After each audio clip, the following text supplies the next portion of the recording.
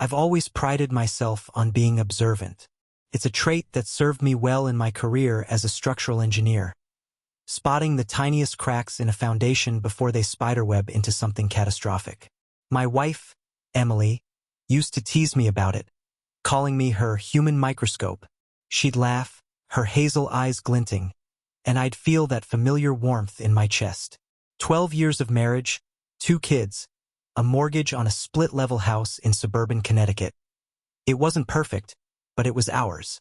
I thought I knew every inch of her, the way I knew the blueprints of the bridges I designed. But cracks don't always show up on the surface. Started with the phone. Emily HD always been casual about it. Leaving it on the kitchen counter, screen up, notifications pinging like a metronome. But one Tuesday in late February, I noticed it wasn't there. I'd come home from a site inspection, my boots still caked with mud, and she was in the living room, curled up with a glass of Pinot Grigio. "Hey, where's your phone?" I asked, casual as could be, peeling off my jacket. She didn't look up from her book.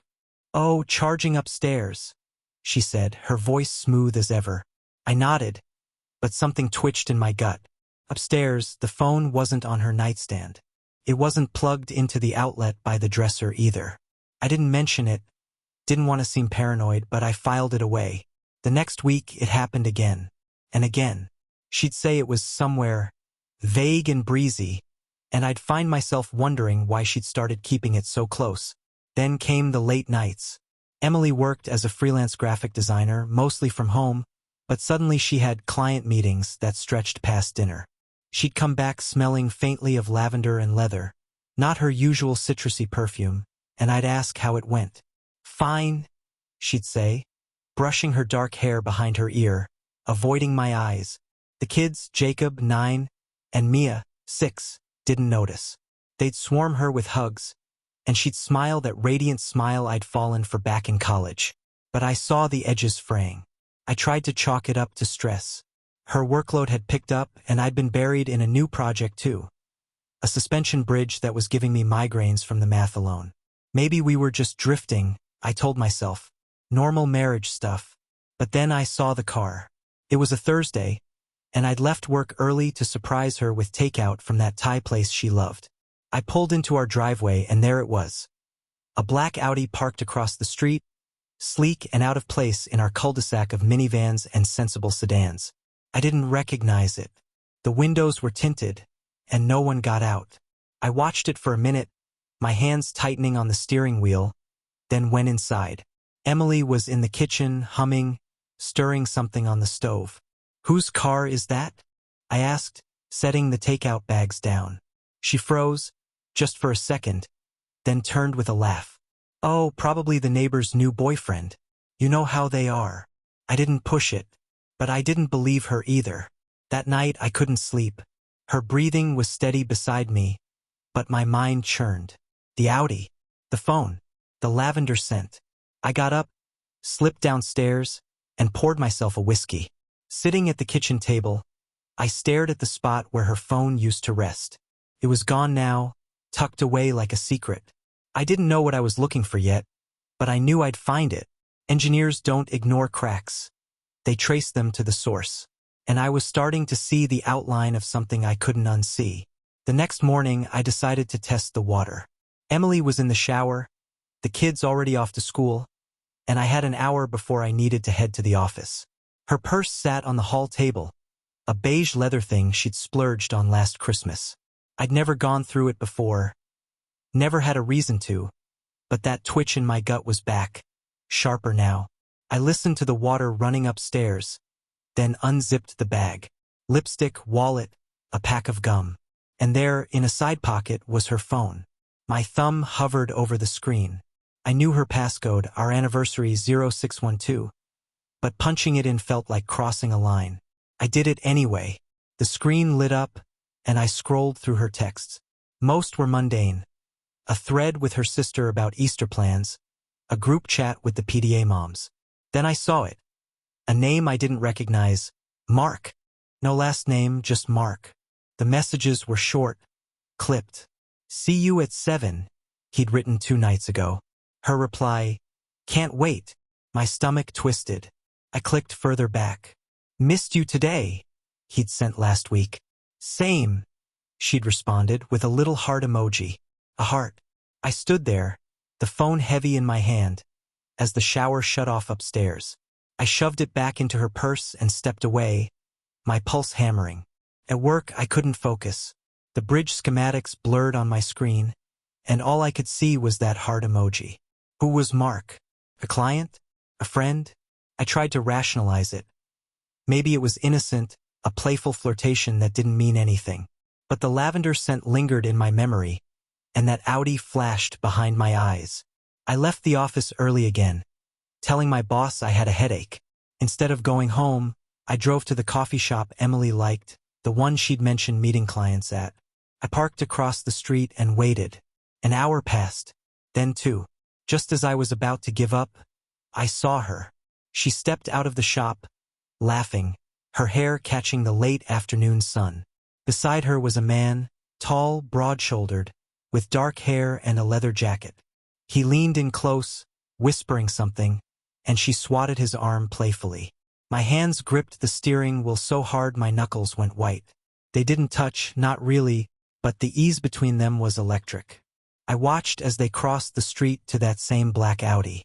He opened the passenger door for her and she slid in. The car pulled away and I followed.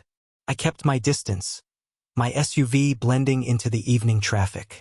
They drove for 20 minutes, winding through town until they reached a boutique hotel on the edge of the city. The kind with frosted glass doors and overpriced cocktails. I parked in a lot across the street, my breath shallow, and watched them go inside. They didn't come out. I sat there for an hour, then two, the takeout from the night before still sitting cold in my passenger seat. My mind raced. Images of them together, her laughing with him the way she used to with me. I didn't have proof, not yet, but I didn't need it. The crack had widened, and I could feel the whole structure starting to buckle. When I got home, Emily was already there, in pajamas, scrolling through her laptop on the couch. "You're late," she said, glancing up with a smile. "Yeah, work stuff," I muttered, avoiding her eyes. She didn't ask more, and I didn't offer. I poured another whiskey and sat in the dark, replaying the day. Mark, the hotel, the heart emoji. I wasn't just observing anymore. I was hunting, and I'd find out exactly what she was hiding. The weekend came and I played the part. Pancakes for the kids, a trip to the park, a movie night with popcorn and blankets. Emily was there, all smiles and soft touches, like nothing had changed. But I saw it now. The way her fingers lingered on her phone, the quick glances when she thought I wasn't looking. I didn't confront her. Not yet. Engineers don't fix a problem until they understand the load it's bearing, and I needed more data. So I watched. I waited. And I planned. Monday morning, I called in sick. Emily left for one of her meetings after dropping the kids at school, and I went to work. Not my office, our house. I started in the bedroom, rifling through her drawers, her closet, the little jewelry box where she kept her earrings. Nothing stood out, just the usual clutter of a busy life. Then I moved to her home office, a cramped corner of the basement with a desk and a filing cabinet. She'd always been messy with her paperwork, and I counted on that. I flipped through invoices, sketches, client notes. Buried under a stack of tax forms, I found it. A hotel receipt. The same boutique place I'd seen her at. Dated 3 weeks ago. One night, $189. Paid in cash. Cash. That was the kicker. Emily never carried much, always used cards, always left a digital trail. I stared at the receipt, my thumb creasing the edge. She'd covered her tracks, but not well enough. I pocketed it and kept digging. In a drawer, I found a burner phone, cheap, prepaid, the kind you buy at a gas station. It was off, but when I powered it on, the screen lit up with a single contact, M. My hands shook as I scrolled through the texts. They were careful, coded. Tonight? One read, "Yes, same place," she'd replied. Another, "You looked amazing yesterday." Her response, "You too." No emojis this time, but the intimacy was there, raw and undeniable. I sat back in her chair, the burner phone cold against my palm. The pieces were snapping together, and the picture was uglier than I'd imagined. She wasn't just meeting him. She was planning it, hiding it, living a whole other life behind my back. I thought about the kids, about Jacob's science fair project I'd helped with last month, Mia's ballet recital we cheered at together. Did she think about them when she was with him? Did she think about me? I didn't have time to wallow. The front door clicked open upstairs, Emily back early. I shoved the burner phone into my pocket and slipped out the basement door, circling around to my car like I just pulled in. She didn't suspect a thing. "Feeling better?" she asked when I walked inside, her voice light. "Yeah, just needed a day," I said, forcing a smile. She nodded and went back to unpacking her bag. I watched her, cataloging every move, every lie she didn't know I'd uncovered. That night, I followed her again. She said she was meeting a client downtown, but I knew better. I trailed her to the hotel, parked in the same lot, and waited. The Audi was there, and so was he, Mark, I assumed, stepping out to greet her with that same easy grin. They disappeared inside, and I sat there, the engine off, the silence pressing in. I didn't go in. I didn't need to. The receipt, the phone, the texts, they were enough. But I wasn't done. I drove home, my mind shifting gears. This wasn't about confrontation anymore. This was about leverage, about making her feel the weight of what she'd done. And I had an idea, a cruel, precise one, starting to take shape. The next day I went quiet, not sullen or distant enough to tip her off, just a shade reserved, like I was distracted by work. Emily didn't notice, or if she did, she didn't care. She was too busy texting on her burner phone. I'd seen her slip it out of her purse that morning, thinking I was still in the shower. I let her think she was safe. At the office, I locked my door and started digging online. Mark was a ghost, no last name, no clear trail. But I had the Audi's license plate from my stakeout, and a friend in the DMV owed me a favor. By noon, I had a name, Mark Ellison. Mid-40s, divorced, a real estate developer with a condo downtown. I pulled up his social media, public, sloppy. Photos of him at bars, on boats, with women who weren't Emily. Player. Perfect. I spent the afternoon researching him, his business, his habits, his weaknesses. He liked flash, expensive watches, tailored suits, a reputation for closing deals over martinis. Emily wasn't his first fling. I'd bet my life on it. But she was mine to deal with. I didn't care about his motives. I cared about hers. Why him? Why now? I thought back to our last anniversary. Dinner at that Italian place she loved, her hand in mine, the way she'd laughed at my terrible jokes. Had she already been with him then? The thought burned, but I swallowed it. Anger wouldn't build the trap I needed. Precision would. That evening, I tested her again. "How's your latest project going?" I asked over dinner, keeping my tone neutral. She speared a piece of chicken, barely looking up. "Good. Just wrapping up some branding stuff." "Liar." I nodded, chewing slowly. "Late nights again this week?" She hesitated, then smiled. "Maybe one or two. You know how it is." I did now. After the kids were in bed, I pulled out the burner phone I'd kept and sent a text to M from it. "Tomorrow, usual spot?" I held my breath. 5 minutes later, it buzzed. "Can't wait." His reply. I deleted it, turned the phone off, and slipped it back into her desk. She'd never know I'd been there. Wednesday, I followed her again. Same routine. Kissed me goodbye, said she'd be home by 9, left in her Prius. I gave her a head start, then tailed her to the hotel. The Audi was already there, Mark leaning against it, scrolling his phone. She parked, and they went inside together, her hand brushing his arm. I didn't stay long, just enough to confirm. Back home, I poured a whiskey and opened my laptop. Revenge wasn't about shouting or smashing things. It was about dismantling her world, piece by piece, the way she'd dismantled mine. And I knew where to start. I drafted an email from an anonymous account, attaching a photo I'd snapped of them outside the hotel. Grainy, but clear enough. The recipient, Mark's ex-wife, Lisa. Public records showed they'd split 2 years ago. A messy divorce with alimony disputes still pending. I kept the message short. "Thought you'd want to know what he's up to." I didn't send it yet, Just saved it. Step 1. Then I pulled up Emily's client list from her website, cross-referencing names with Mark's business contacts on LinkedIn. One matched. A small firm he'd worked with last year. I smiled. Step 2 was forming. She'd lied about meetings, but I'd make them real and public. By midnight, I had a plan. It wasn't loud or messy. It was surgical. Emily thought she could play me, thought I'd stay blind. She didn't know I'd spent my life studying how things hold together and how they fall apart. Tomorrow, I'd start tightening the screws. Thursday morning, I woke up calm. Too calm. Maybe like the air before a storm. Emily was already in the kitchen, sipping coffee, scrolling her real phone, the one she let me see. I kissed her forehead, poured myself a mug, and sat across from her. Big day, I asked, casual as ever. She shrugged. Just some revisions. You? Bridge stuff, I said, sipping. She didn't know I'd taken the day off. After she left with the kids, I got to work. First, I sent the email to Lisa Ellison. No hesitation, just a click, and it was gone, the photo of Mark and Emily, now her problem too. I imagined her opening it, her face hardening. She'd been burned by him before. She'd know what to do. Next, I called the firm from Emily's client list, the one tied to Mark. Posing as a potential investor, I asked about their recent projects. The receptionist was chatty, mentioned Mark's name unprompted.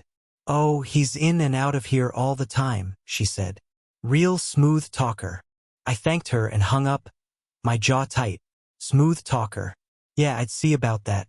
By noon, I was downtown, parked near Mark's condo. I'd found the address in public records. A glass-walled bachelor pad in a high-rise. The Audi was in the lot, gleaming under the sun. I didn't go in, just watched.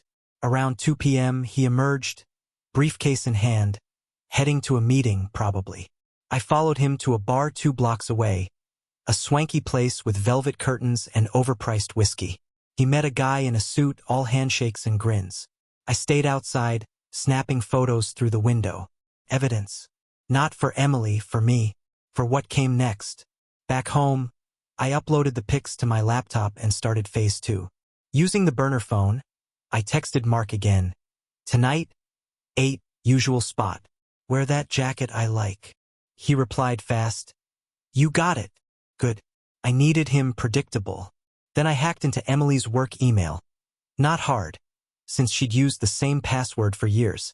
I drafted a message to her client at the firm, CCING Mark's business address. Excited to present the branding concepts tonight at the Regency Hotel. 8 p.m., looking forward to feedback. I scheduled it to send at 6 p.m., when she'd be too busy to notice. The Regency was the hotel they used, her little love nest. Now it'd be a stage. At 7:30, I drove there myself, parking in the shadows. Emily's Prius rolled in first, then the Audi. They went inside, oblivious. I waited 10 minutes, then slipped into the lobby, blending with the crowd. The firm's team arrived right on time, 3 suits, carrying portfolios, looking confused. I tipped them off anonymously, saying Emily had requested an in-person review. They asked the front desk for her room number, and I watched from a corner as the clerk buzzed upstairs. Minutes later, Emily appeared, hair mussed, eyes wide, Mark trailing behind her, jacket half on. The suits greeted her, all business, while Mark froze, caught in the crossfire. I didn't stay to watch the chaos unfold. I knew she'd stammer, lie, try to explain why her client meeting looked like a tryst. Mark would squirm, his smooth talker charm useless. I drove home, the first taste of satisfaction settling in. This was just the warm-up. Lisa would stir the pot with the photo. I'd already seen her calling Mark's phone incessantly on my way out. The firm would talk, word would spread. Emily's freelance career, her perfect little lie, was cracking. But I wasn't done. She'd feel the full weight soon. Every ounce of trust she'd torched, every secret she'd buried. I'd make sure of it. The next morning, I woke to chaos I didn't need to witness to feel. Emily was gone before sunrise. Left a note about an emergency meeting. But I knew better. Her phone, the real one, buzzed nonstop on the counter. I didn't touch it. I didn't have to. The kids were still asleep, oblivious. and I made their breakfast like nothing was wrong. Pancakes, syrup, a glass of orange juice each. Normalcy was my mask now, and I wore it well. By 9 a.m., I was back at my laptop, checking the fallout. Lisa Ellison had moved fast. Mark's social media was a war zone. Cryptic posts from her about cheaters never changing, tagged with his handle. Comments piled up, friends and strangers alike speculating. I scrolled X and found a thread from someone at the firm, hinting at a weird scene at the Regency last night. No names yet, but the dots were there for anyone to connect. Emily's freelance reputation hung by a thread, and I hadn't even pulled the next lever. I sipped my coffee, the bitterness matching my mood, and planned step 3. I called a locksmith, scheduled him for noon. When he arrived, I had him rekey every lock on the house. Front door, back door, garage. Emily's key wouldn't work anymore, but I didn't tell her. I wanted her to find out the hard way. Next, I packed a suitcase with her clothes. Not all of them, just enough. The designer dresses she loved, the silk scarves, her favorite boots. I left the basics behind, underwear, socks, the stuff she'd miss most. I hauled it to a storage unit across town, paid cash for a month, and texted her from the burner phone as M. Need to talk. Meet me at 6, storage place on Elm. She'd think it was Mark. She'd go. At 5:30, I drove to Elm Street, parked a block away, and waited. Sure enough, her Prius pulled in at 6 sharp. She stepped out, glancing around, her face tight with worry. No Mark, of course, just a locked unit with her things inside. I'd left the key in an envelope taped to the door. No note. She'd figure it out eventually, but not before standing there, confused, exposed. I watched her fumble with the lock, her shoulders slumping as realization hit. She called someone, Mark probably, but he didn't answer. I smiled. Lisa was keeping him busy. Back home, I cooked dinner for the kids. Spaghetti, their favorite. They asked where Mom was, and I said, working late again. Jacob frowned but didn't push. Mia twirled her fork, oblivious. When Emily finally showed up at 8, the locks stopped her cold. I heard her key scrape, then her fist on the door. Tom, let me in, she yelled, her voice sharp with panic. I opened it, calm as stone. What's wrong? I asked, feigning surprise. She held up her key, furious. It doesn't work. I shrugged. Must have jammed. I'll call someone tomorrow. She stormed past me, rattled, and I let her stew. The suitcase wasn't mentioned. She hadn't connected it yet. Good. I wanted her off balance. That night, she slept on her side of the bed, rigid, silent. I lay awake, plotting. The locks were a nudge, the storage unit a shove. But I was building to something bigger, something that'd hollow her out the way she'd hollowed me. Mark was a pawn, Lisa a spark. Emily was the target, and I was just getting started. Friday, I upped the ante. Emily was on edge all morning, snapping at the kids, spilling her coffee, checking her phone every 5 minutes. I played dumb, kissed her goodbye, and left for work. Instead, I drove to a print shop downtown. I'd spent the night compiling every text from the burner phone, every photo I'd taken. Mark outside the hotel, them at the coffee shop, the bar. I had the receipt too, scanned and enlarged. I printed it all in triplicate, crisp black and white proof of her double life. No names, no accusations, just the raw data.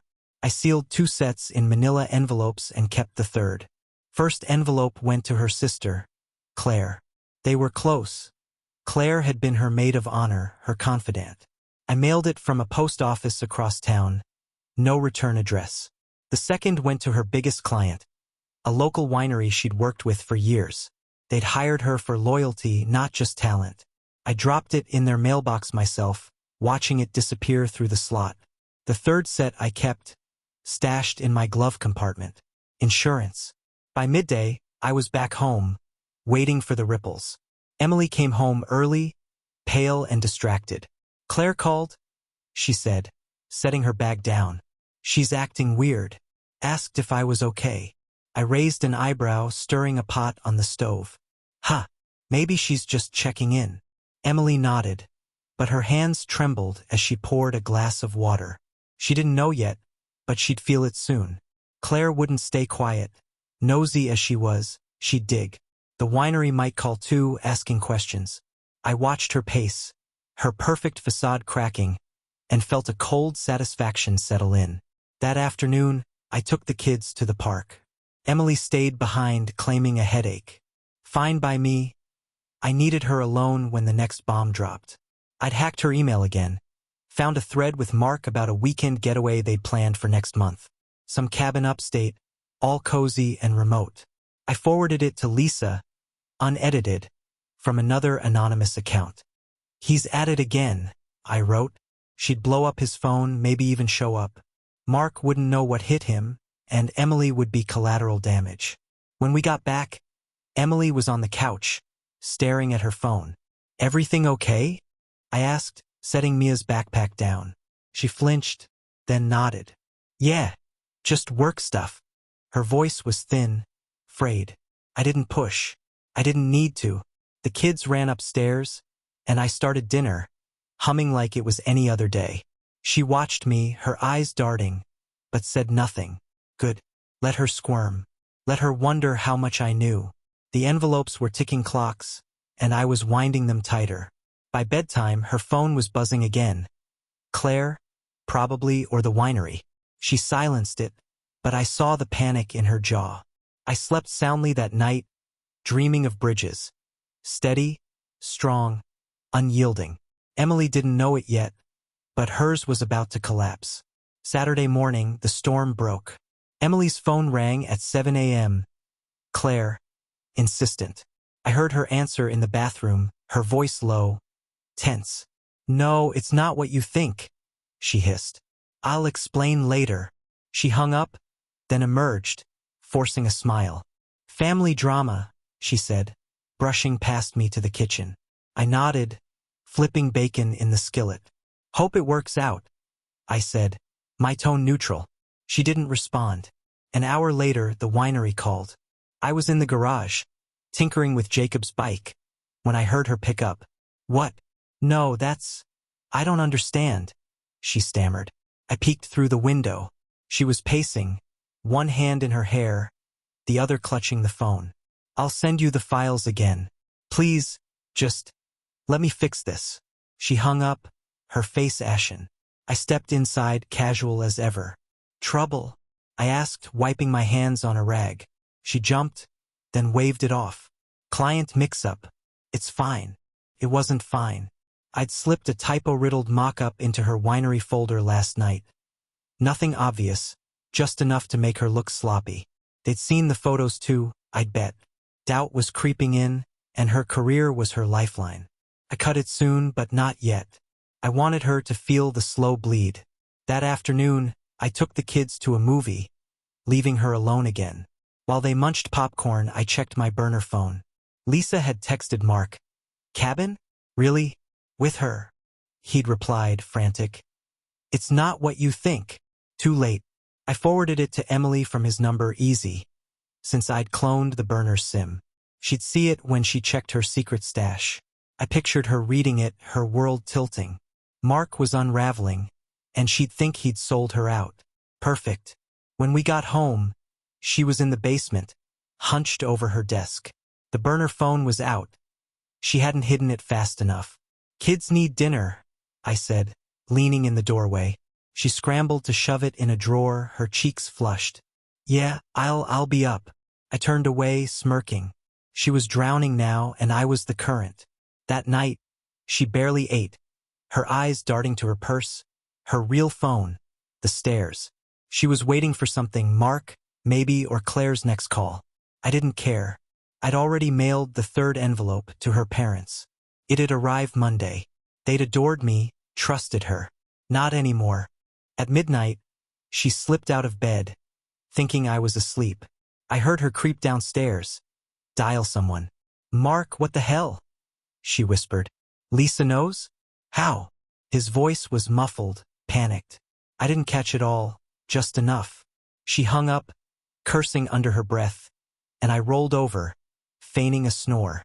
She came back to bed, restless, and I lay there, still as stone. The pieces were falling, and I was the architect. She'd built her betrayal. I'd build her ruin. Sunday was quiet, too quiet. Emily moved like a ghost, avoiding me, glued to her phone.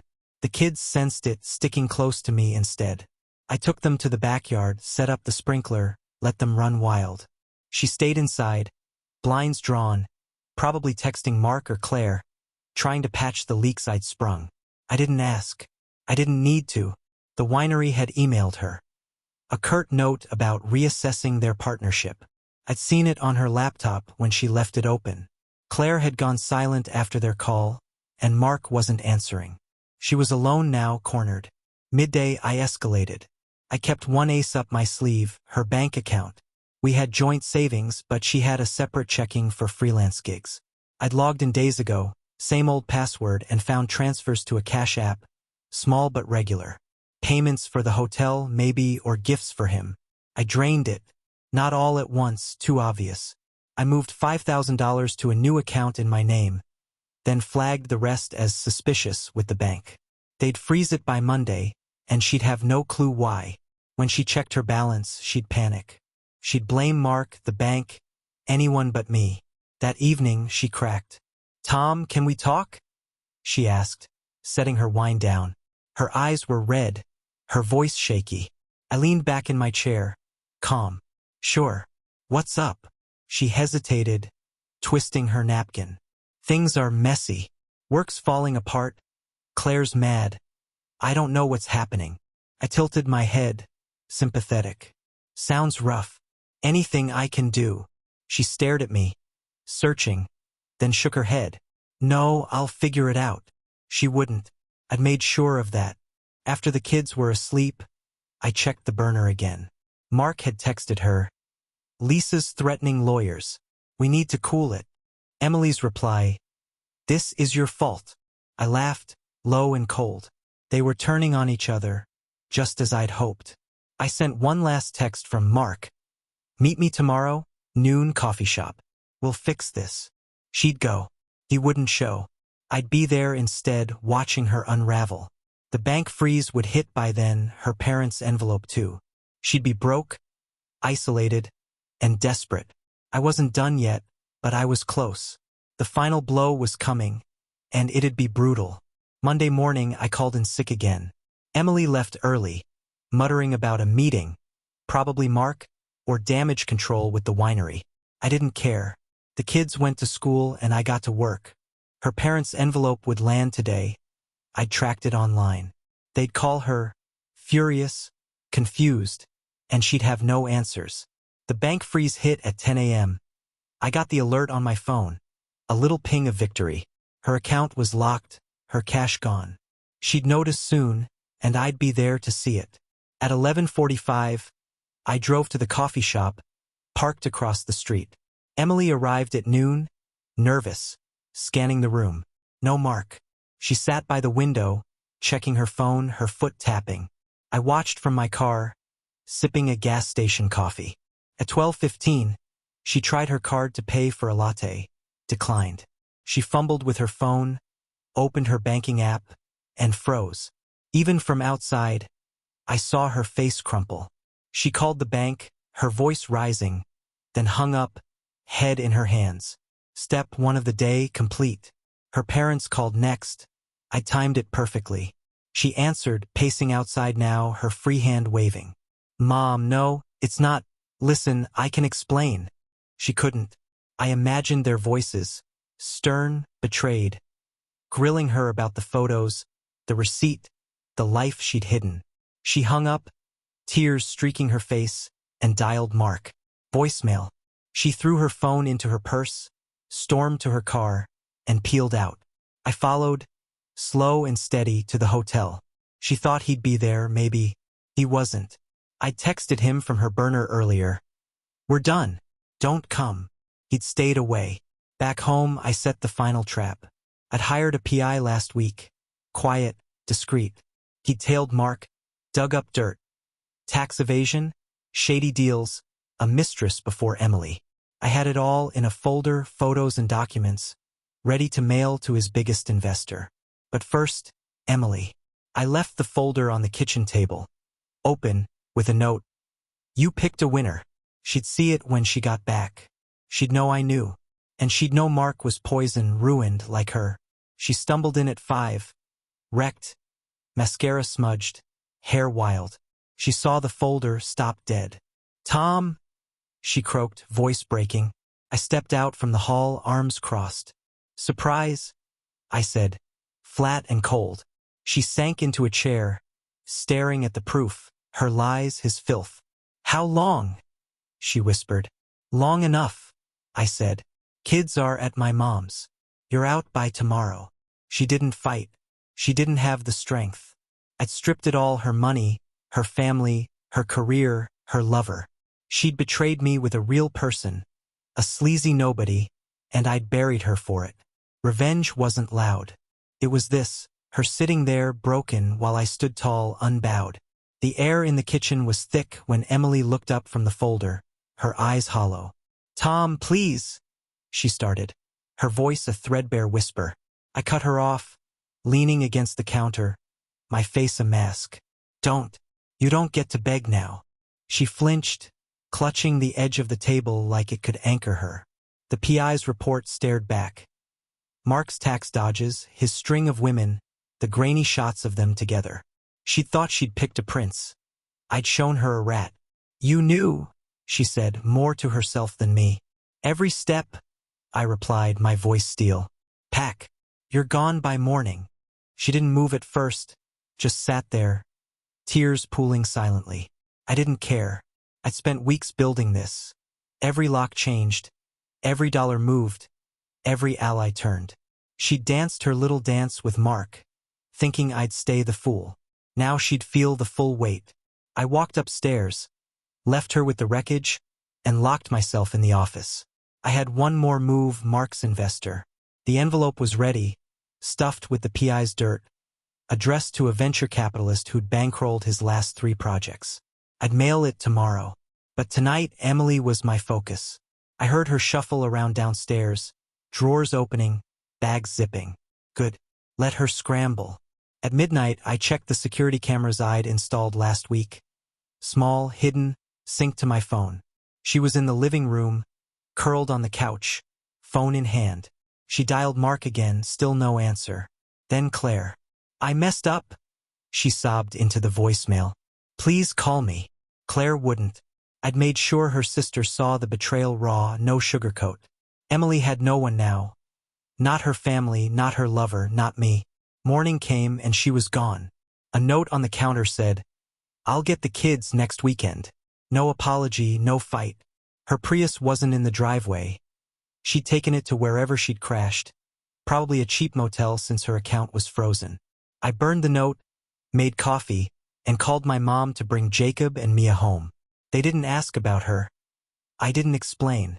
Kids adapt. I'd shield them from the mess until they needed to know. For now, it was just us.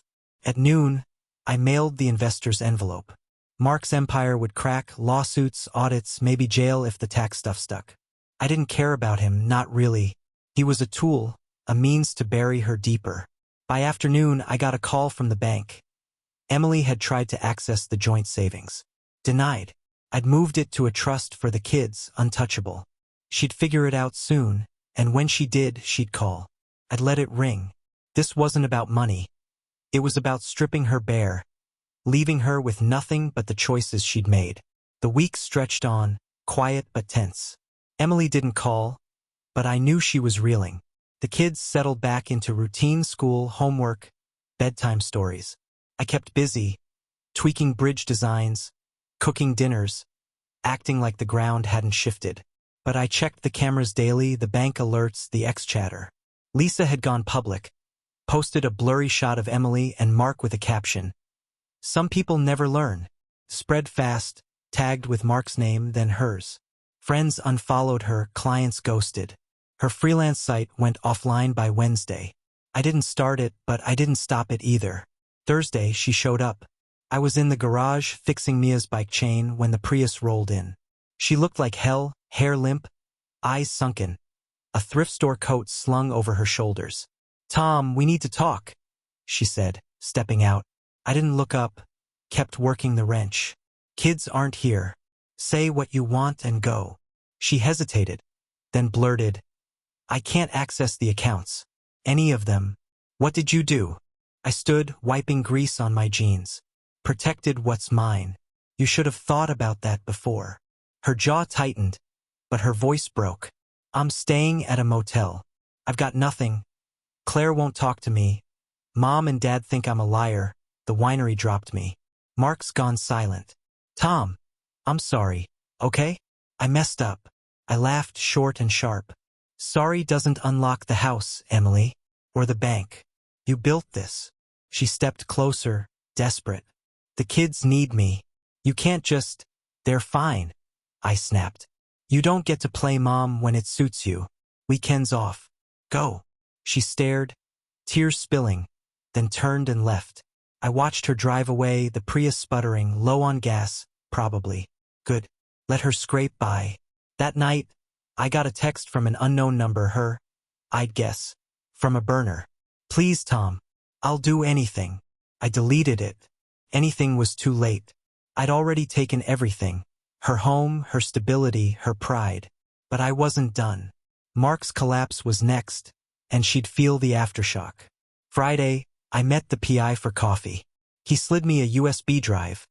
Recordings of Mark on calls, bragging about offshore tricks and dumb broads. Gold. I paid him extra to leak it to a local blogger with a grudge against developers. By evening, it was online, anonymous, viral. Mark's investor pulled out within hours, per an ex-post I found. His condo went up for sale that night. Emily would see it, connect it, know her fling had cost her everything. I slept well, the USB humming on my desk. Saturday, the kids asked about her. Where's Mom? Mia said, coloring at the table. I paused, cereal bowl in hand. She's working some stuff out. You'll see her soon. Jacob frowned but didn't push. They trusted me and I'd keep it that way. Emily didn't deserve their worry, not yet. I took them to the zoo, let them laugh at the penguins, snapped photos. Normalcy was my gift to them, her punishment by absence. Back home, I checked the fallout. Mark's world was imploding. Lawsuits filed. His business shuttered, per a news site. The blogger had dug deeper, named Emily in a follow-up post. Local designer tied to shady developers' downfall. Her name was mud now, her portfolio useless. I didn't write it, but I'd fed the fire. Claire texted me. First time since the envelope. Is she okay? I replied, ask her. She didn't write back. Good. Let them stew in their mess. Sunday, Emily tried again. She banged on the door at dusk. Frantic. Tom, open up. I did, arms crossed. She was a wreck, coat torn, eyes wild. Mark's gone. Left town, took everything. My name's all over this crap online. I've got no money, no jobs. You did this, didn't you? I tilted my head, calm. You did this. I just watched it burn. She lunged forward, pleading. I'll leave him. I'll fix us, please. There's no us, I said, stepping back. You're a stranger. Get off my porch. She sank to her knees, sobbing. I shut the door, locked it, and turned off the porch light. The cameras caught her sitting there for an hour, rain starting to fall, before she stumbled away. I didn't feel triumph, just a cold, steady resolve. She'd betrayed me with a real man, a nobody who'd used her up. I'd torn them both down, brick by brick. One piece left, the kids. She'd never get them back whole. I'd make sure of it. Monday, I hired a lawyer. Not for divorce, not yet, but for custody. Emily had no ground to stand on. No income, no stability, a public scandal trailing her.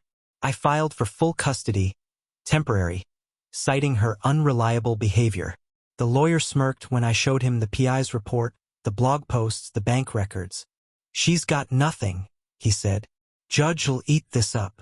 I nodded, signed the papers, and waited. She'd be served by Wednesday, another gut punch she wouldn't see coming. Tuesday, she called from a payphone. Her cell must have died. Tom, please, the kids. I need to see them, she begged, voice crackling. Court'll decide that, I said flat. What? What court? She stammered. You'll see. I hung up. She'd figure it out when the sheriff knocked. That night, I took the kids to my mom's again, told them Mom was busy. They didn't ask more, just hugged me tight. I'd shield them from her chaos. She didn't deserve their love anymore. Wednesday, the papers hit. I wasn't there. Didn't need to be. The lawyer texted. Served at 10 a.m. She's a mess.